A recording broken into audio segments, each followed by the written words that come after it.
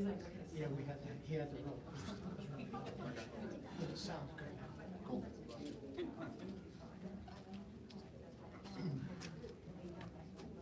Mic check, 1 2 1 2. We need to turn that down. Yeah, the speakers need to come down.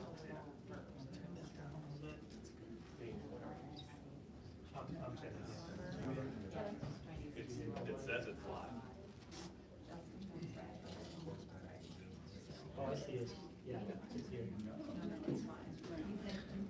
Check. Mic check, 1 2. 1 2 3 4 5 6 7 8 9 10. That way, I had it oriented the other way, and it told me that it's flipping vertical. Oh, really? Like, why would anyone want vertical video? Social media.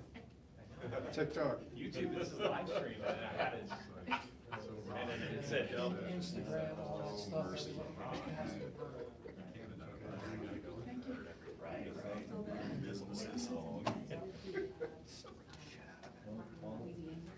Funny, I work in Omaha, I tell people I work, I know, I hate that. Springfield. Works every year. I was at the NBC in Omaha last night. My first live shot. My last live shot at 14 was me and the viewfinder, and then AirPod. Yep. Nobody wanted to sit.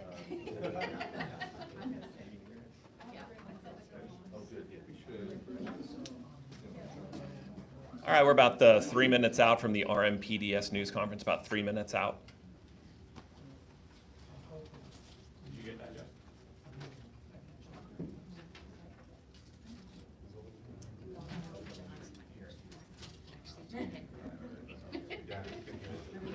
Yeah, yeah. A whole lot. I just got one thing I got some questions on, so. And we get all the financials. I'll put it back. Yeah, so within Monday morning. I saw this late, you wanna see it? Now they don't. 75. Yeah, that'd probably be good. Well, it was the opposite, right? I thought you said something about a slate. Right, yeah. Sorry, late. Yep.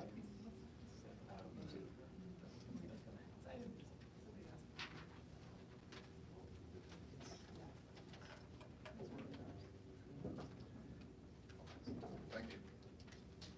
Hey, I'll just wait them, since we're inside 3 minutes.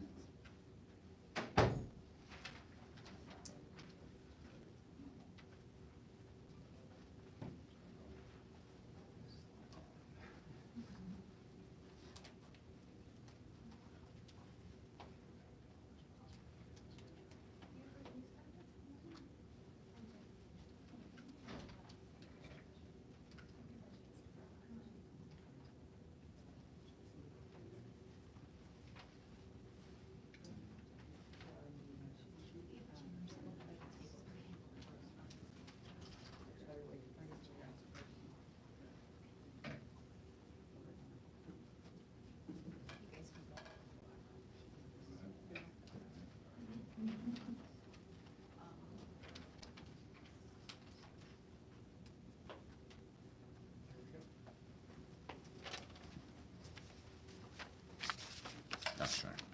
You line up too? Yeah. Never mind. No, that's fine, so I'll just take mine away when.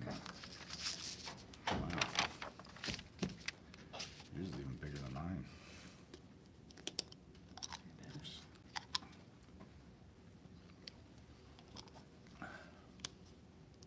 Good? I think we're good. All right. Good morning, everyone. Good. Good morning, everyone. Thank you for coming through the cold for our press conference. Colorado's entering a new era, really, in 2025 because we have the legalization of psychedelic drugs, particularly psilocybin. And with the implementation of Proposition 122, of course, Colorado becomes the second state, we're joining Oregon and having legalization present in our states. The active component of magic mushrooms is psilocybin. It's a word that not many people can spell, and so we refer to it as magic mushrooms, but that's now present and will probably increase throughout the state. But what are magic mushrooms? So psilocybin can mean many different things, and it's important to remember that. We think of the mushroom itself because it's called a magic mushroom, but in reality, the physical form it will take, the dosage form that it will take for people, will be primarily as other products. For example, candy, it can be chopped up and put into chocolate, it can be put into solution to be drank, and so there's going to be many different products that are available as the state starts to approve products.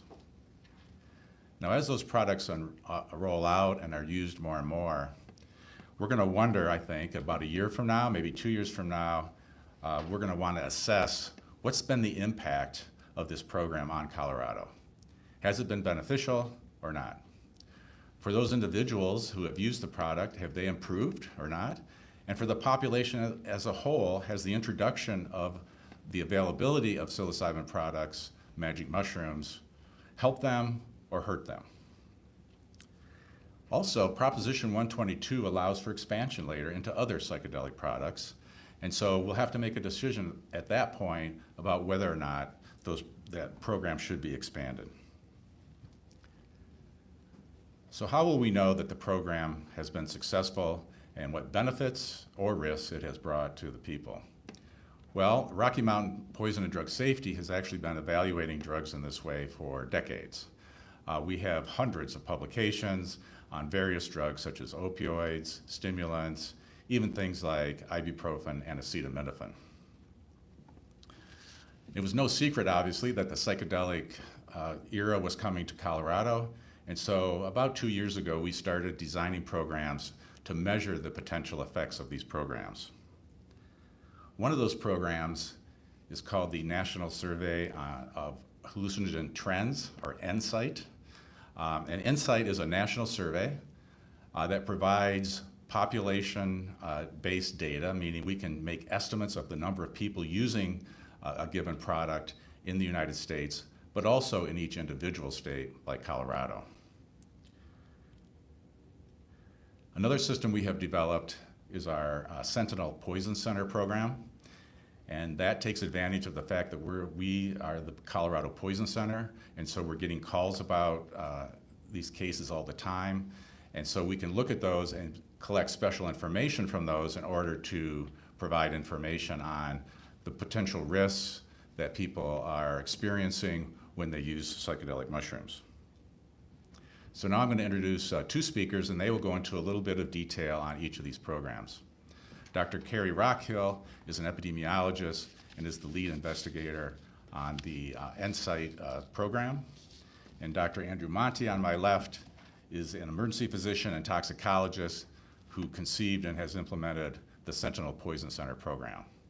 So now I'll turn it over to Dr. Rockhill first, and she'll cover the NSIGHT program. Thank you, Dr. Dart. Our new national survey, which is the National Survey Investigating Hallucinogenic Trends, is going to be the largest ongoing psychedelic survey in the U.S. In 2024, it estimated 4.8% of all adults has used at least one psychedelic substance in the U.S. That's about 12.5 million people. Psilocybin is the most common of the psychedelic drugs reported to this survey. And so 1.8% of adults reported use of psilocybin in the last year, and that's about 4.9 million people. So you can compare that 1.8% in the US to Colorado, which was 3.1%. So Colorado is seeing a higher proportion of psilocybin use than the US, and that's about 140,000 Coloradans. So when you kind of look at these data at the national level, over half that have used psilocybin said that they're using for recreational reasons, which could be to celebrate or to have fun, but there's many other reasons people use psilocybin, including spiritual growth or to treat a medical symptom, among many others. And actually, half of the respondents said that they agreed with the statement that psilocybin use has improved their mental health. So as we collect these data moving forward, we're really trying to understand both the benefits and the risks to individual people's experiences, but also population level trends, so we can see how things change over time with new state policies. So I'm going to hand it over to Dr. Monti while he talks about the Sentinel Poison Center program. Thank you, Dr. Rockhill. The NSIGHT program is really an innovative project that you've done a wonderful job setting up. As Dr. Dart mentioned, the Colorado Poison Center is available for people should there be questions around mushroom use. We know that calls to U.S. poison centers have increased 317% regarding psilocybin across the United States. Colorado is no different, actually. And so that really prompted us to set up this Sentinel Poison Center program. It allows us to try to track and understand what the risks are for patients that have used psilocybin in Colorado. This is a HIPAA-compliant data collection tool that allows us to answer patients' questions and help guide them through challenging problems. From March through December, when this program was set up, we actually have had 133 calls regarding psychedelics. Of those, 68 of them were involving psilocybin. That's actually 51% of all the calls, far higher than any other psychedelic substance, far higher than ketamine, far higher than ecstasy, far higher than LSD. So of those, we know that those patients were actually between the ages of 10 months and all the way up to 90 years old. We know that nationally, 77% of patients using psilocybin actually get treatment in a healthcare facility. However, in Colorado, it's actually lower than that. 51% of patients that actually have had psilocybin end up getting treatment in a healthcare facility. Actually, only 2 of the calls to the Colorado Poison Center involved use of psilocybin for a medical treatment purpose. So all these data actually suggest that use for a medical treatment might actually be safer than unmonitored and recreational use in the state. However, that's not the reason why people are calling the Poison Center. So we're not sure what will happen here, and we're going to have to actually watch this as availability of psilocybin increases across the state. The Colorado Poison Center remains a resource for patients should you need it. So the number to the Colorado Poison Center is 1-800-222-1222, and I would encourage people to call if there are any questions about use, whether or not they can use, whether or not they should use, or whether or not if they're having a problem after exposure. Let me turn things back over for Dr. Dart to address any questions that come up from our data. Thanks, Andrew. So you can see we've got quite a scenario unfolding before us. We're going to have a lot of increased use of psilocybin and perhaps other psychedelic products as well. And our goal is really to make sure we look at the benefits from the patient's perspective, so we can actually ask them if they think they're improving, as Dr. Rockhill mentioned, but also what they're calling the Poison Center about so that we can understand the potential risk as well. Question? Do you have any insight at this point whether there's any unintended exposure, or are these folks that are using it knowing what they're doing? That's a great question. We do have some cases, I don't think we've quantified this, of people who felt they had received the drug unknowingly, that they had been at a party, a celebratory event, if you will, and got a psychedelic that they didn't realize they were getting. I don't know if either of you want to have data on that. I thought you might. We know of all the national cases, 5% of those cases are in children that are 6 and under. So those would, by definition, be unintended consequences and unintended exposures. There definitely are other adults that get exposed in an unintended way as well. I would also actually hearken us back to the diamond shrooms cases from earlier this year, in which those events popped up on the western slope. And in those instances, patients thought they were getting, one thing, and they ended up getting DMT rather than psilocybin. And so there will be those types of events as well. What, as a follow-up, for the children that have been exposed, what's the message? What's the warning being sent? Well, I think first and foremost, storage, safe storage of these things is incredibly important. I think the state has decided to move forward with the ability to compound these into candy form because they're easier to take for people from a medical standpoint. But that obviously creates risk for patients and pediatrics. So what we need to do is make sure that any of these products are actually stored in a very safe place away from children as step number one.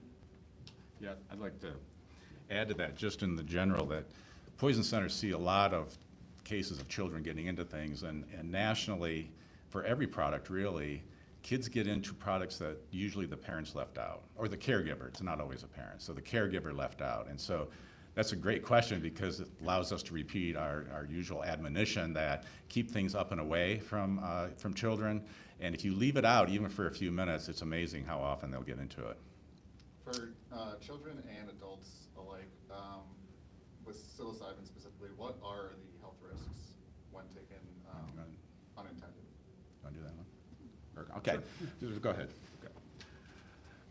You know, in general, we think that psilocybin may be beneficial for some medical conditions, and it's really important to reiterate that. We don't have great treatments for some mental health conditions, and that has prompted the community to consider natural medicines as a treatment. So I want to make sure to mention that. However, actually, too much causes alteration in your mental status. And so actually people will have hallucinations. Those hallucinations can sometimes be dangerous, right? We've all heard of those stories about people jumping off balconies and those types of things. And those cases, have happened in the past. While they're not going to be the majority of people, those are the types of risks. So I would suggest to you that any psilocybin use really needs to be done in a monitored setting with appropriate health care provided should there be an issue. So the biggest issue here is alteration of mental status and then the risks that happen afterward. Can you talk about how, if so, as part of the study, I know I've been to at least one manufacturing center, and I presume there'll be more. Do you guys have some kind of relationship with the manufacturers to talk about distribution or safety or packaging or things that you've learned to share with them and what they can do? No, we've not had any interaction with the producers at this point. Once the official products are released, then we do ask callers, for example, the specific name of the product so that we can try to identify, like the diamond shrooms is a good example where knowing the individual product's really helpful, because you can identify that there's been some problem with that specific product rather than just psychedelics in general. And it's really important to be able to do that. So we plan to identify products specifically, but we're not in discussions with anyone until products are approved. And I suppose like with marijuana, there's 1,000 different strains. Are there different strains of psilocybin that you guys have to be able to differentiate and treat differently? There will be, one of the challenges of natural products in general, meaning anything that's not, processed so that you isolate the active component, is there's incredible variation among the products. And so we'll see that with mushrooms as well. And that's been demonstrated between mushrooms already. And so we can expect that. Now, the state is asking manufacturers to measure and demonstrate that. So I would expect personally, although we don't have data on that right now, that a product produced under the state auspices and meeting their requirements will be relatively consistent, and those won't be the problem products. I think, as Andrew was mentioning, the issue about recreational use, what we're concerned about is that it seems plausible to me and highly reasonable that if you use a product in a controlled setting, monitored, like the state program calls for, that using a product that's approved by the state, that your chances of adverse events is much lower. If you use it on the outside with an uncontrolled drug and probably in combination with many other drugs, and that's an important thing to understand, is that there's a lot of polydrug abuse, then you're much more likely to have adverse effects. Now, this is speculation on my part. I want to make that clear. That's what we think might happen, but we need to collect that data and show that that is what happens, because I suspect it'll be much better to be using a psychedelic inside the state program than outside the state program. Just to clarify the HIPAA stuff, I know people get HIPAA wrong all the time. Is there any way for government agencies to access this data? These are completely de-identified. We don't know who it is. We can't really, so we couldn't release it even if we wanted to. Yeah. Further questions? Well, thank you very much for, again, coming through the cold, although it's going to get colder, I hear. So thank you again, and I think we're done. Great job. Great job. He's fine. Perfect. Great work. You both did excellent. No, that's just a data